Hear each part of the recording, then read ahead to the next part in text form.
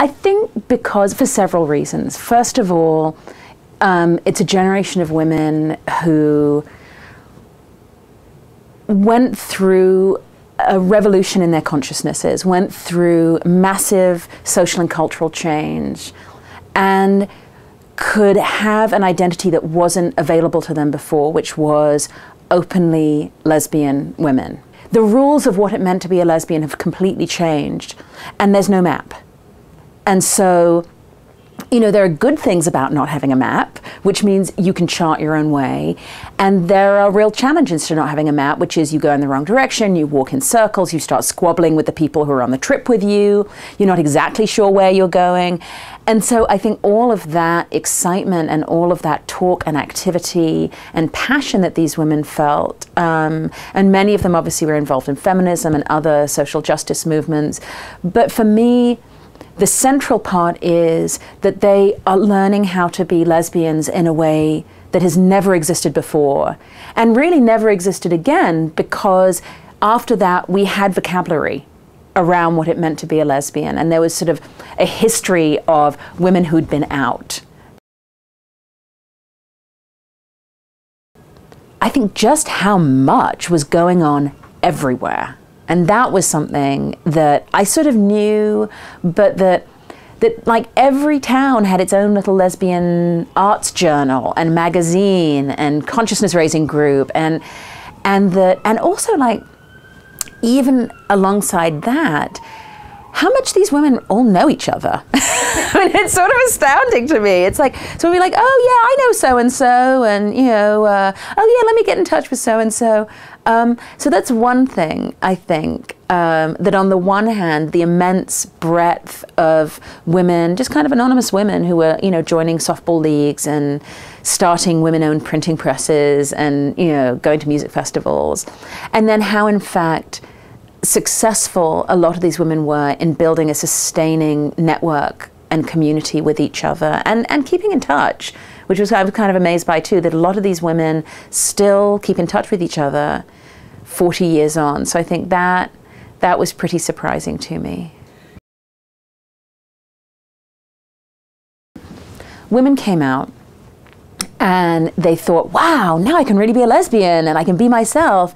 And they sort of didn't necessarily realize that, or I wouldn't say they didn't realize, but I think they were shocked, let's put it that way, by the fact that to us now seems self-evident that people brought all of the crap that they had outside of the lesbian world with them into that world. So it wasn't like racism magically disappeared.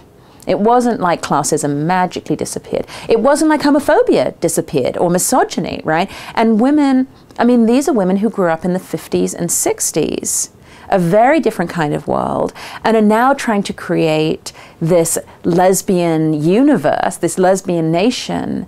And they believe that somehow they can, through hard work, you know, and really wanting to. I mean, I don't think they didn't want to get rid of these biases that they brought with them. They absolutely did, and they struggled and struggled. But ultimately, I think a lot of women, because they were so emotionally and intellectually and spiritually and sexually, you know, in every way invested in this community that they were building together, that they then got much more deeply hurt and traumatized by the kinds of disagreements that inevitably were going to come up. I mean, it's so funny because now, you know, everyone thought like, oh, the 80s, it's like, oh, it's so much easier to be queer in the 80s. It's like, you know, and this was also just as AIDS was sort of, this was like 84, 85, so AIDS was just coming, you know, to sort of national prominence, and the huge kind of AIDS-phobic and homophobic backlash was just, you know, sort of in the mainstream now. So I think our experience of coming out with AIDS was just so different from these women who came out into feminism. I think that was one thing. But what's so interesting to me now is I recognize in many ways I have much more in common with those women from the 70s, because we were the pre-internet age. And that to me is the divider.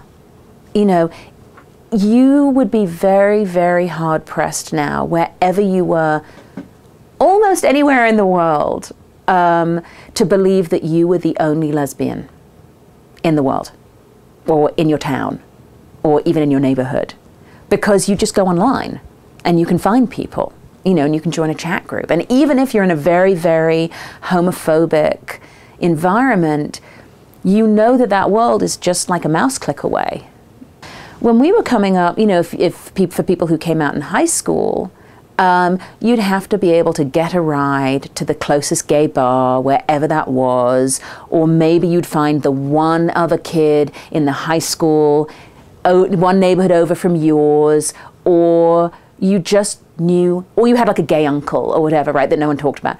Or there was just no one until you could make it to a big city or to college.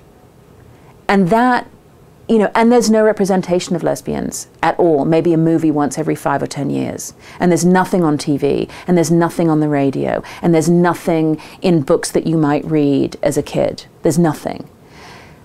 So in that way, I think our experience coming out in the 80s into the early 90s really is one in which we have to make our own community by sheer force of will.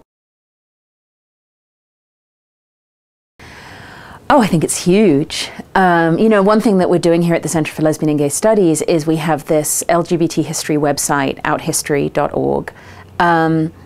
And one of our slogans is fight against forgetting. And I think when you don't have an official history, and in fact, you know, not only does queer history not make it into textbooks, it's actively excised from textbooks. You know, people look at textbooks and they're like, no, you have to take that out. So, you know, preserving our own history, and I think also being able to write history from below. This great story about the founding of Radical Lesbians, where I think it was, I'm trying to remember who it was, I think Ellen Shumsky was on the crosstown bus and she saw Flavia Rando, and she went up, who was wearing some kind of like gay power button, and she went up to her and said, I'm a lesbian, what's going on? What can I do? What can I join? You know, and she'd been involved in other, I'm probably not telling this story right. But anyway, this is how I remember this story, is they're on the bus together and they just know that the other is a dyke and they start talking, and then X many months later is the birth of Radical Lesbians. And if those two women hadn't been on that bus at that time, something like Radical Lesbians would have founded, you know, something like it, and something like the Women Identified Women Manifesto would have been written, but not that group and those women and that document. And it's just because these women recognized each other as lesbians in 1969, you know, and that to me is how, one of the ways we have to tell our history. You know, we also have to use, you know, sort of traditional historical documentation and stuff like that. But this is a kind of history from below that in many ways is unique, because unlike most communities, we have to make an effort to find each other. And that's, I think, a significant part of the story itself. It's a significant part of our histories. You know, is where did we go? Where did we meet? How did we recognize each other? What kind of languages did we speak to be able to identify each other?